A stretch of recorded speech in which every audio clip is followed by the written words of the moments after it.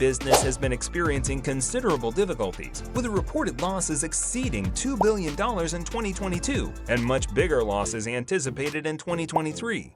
A hefty $9.2 billion bailout for the manufacturer was recently announced by the U.S. government, so there is some optimism. The injection of funds holds the potential to greatly assist Ford in turning its fortunes around. Reactions to Ford's $9.2 billion bailout have been divided, particularly among union auto employees who oppose using taxpayer money to save a failing business. The EV business has been supported by government initiatives and subsidies, such as tax credits, but conventional automakers like Ford don't anticipate making money from electric vehicles anytime soon. Ford predicts a $3 billion loss for its electric vehicle sector this year, despite ambitions of profitability by 2026. The company faces setbacks, including production distribution with the F-150 Lightning pickup. The Biden administration approved a $9.2 billion loan for Ford to establish 3 battery factories, showcasing support for the EV market and commitment to strengthening American manufacturers and compete with China in green technologies. Ford has secured a $9.2 billion loan to narrow the gap with Tesla in electric vehicles, while the U.S. government aims to catch up with China technologically. The success of these initiatives hinges on effective utilization of the funds.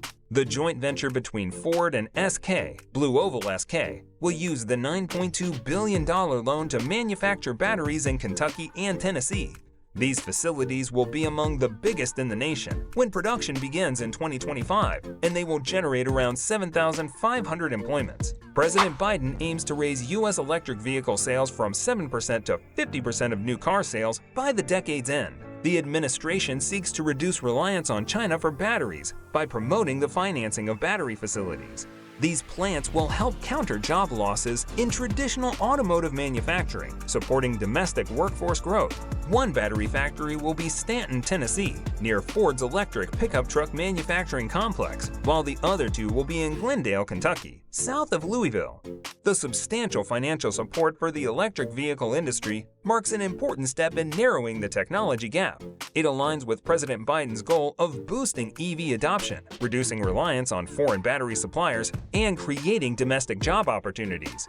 Using technology from CATL, the biggest battery manufacturer in the world, Ford is investing $3.5 billion in a battery facility in Marshall, Michigan. Due to worries about the Chinese government's involvement, some Republican leaders have criticized Ford's relationship with CATL. China has become the global leader in electric vehicle sales, expected to capture a significant share of its own auto market this year. The Chinese government has provided substantial support for the EV industry, including generous subsidies throughout the value chain. China invested heavily in the EV industry, utilizing subsidies throughout production and sales to strengthen the EV ecosystem. Their aim was to secure control over the battery supply chain and critical minerals, strengthening domestic capabilities and enhancing global supply chain influence. China's generous EV industry incentives provide a competitive edge, granting significant control over key components and disadvantaging other nations. Subsidies for manufacturers, assemblers, and consumers fostered the development of technologically advanced EVs, enabling global competitiveness. China's aggressive EV subsidies accelerated domestic adoption, making electric vehicles more affordable and driving China to become a global leader in EV sales. China's government invested heavily in constructing public charging stations, addressing range anxiety, and promoting consumer adoption of electric vehicles. The U.S. is adopting a green industrial policy to address risks tied to relying on China for clean technologies. Acts like the Inflation Reduction Act and Infrastructure Investment and Jobs Act provide subsidies to boost domestic production, reduce foreign dependence, and encourage EV adoption. The U.S. aims to strengthen its global EV position by learning from China, enhancing domestic capabilities, and ensuring sustainable clean transportation. Efforts include tax credits, manufacturing support, consumer incentives, and charging infrastructure. However, the UAW union may have concerns about government investments in EVs.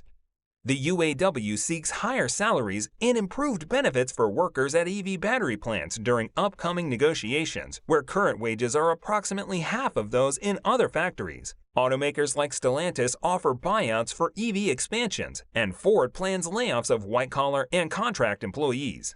The transition to EV manufacturing may lead to job cuts, as it requires less labor than traditional gasoline cars.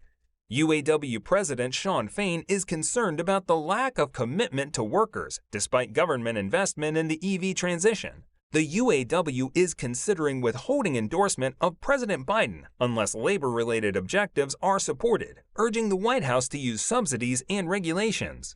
Balancing worker interests and industry competitiveness is crucial in the smooth transition to electric vehicles, as labor-focused approaches could potentially undermine the competitiveness of automakers catching up to Tesla in the EV race.